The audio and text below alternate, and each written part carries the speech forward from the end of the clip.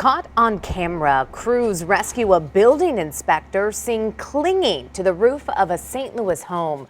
Only News 4 was there as he was rescued. It happened at a home on St. Vincent Avenue that's just a few blocks north of Interstate 44 in South City. That is where we find News 4's Benson Blandon tonight. Right now, Emily, that city inspector is probably getting a lot of laughs after firefighters were able to get him back on the ground. But let me show you this. He was working on the roof of this house on St. Vincent's near Cardinal Glennie. It was over here where the ladder was. He climbed that ladder and got up there. Things were fine. But seconds later, everything changed.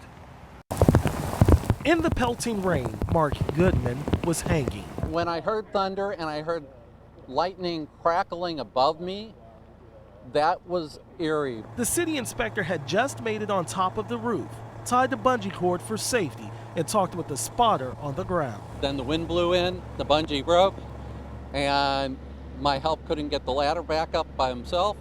And then it starts raining, so I'm like, call 911. It's not safe for me to get off the roof. Goodman, who's experienced at his job, made it down thanks to a hook and ladder from St. Louis Fire. But a St. Louis fire captain gives the city inspector credit for his response.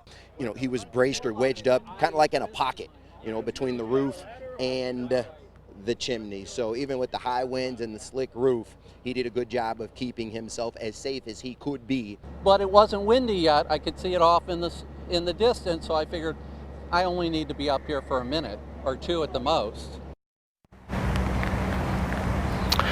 Now firefighters got him down, and Mark Goodman told me all of this lasted about 15 minutes. They checked him out to make sure he was okay. He told me the only issues he had, he was just cold and a little wet.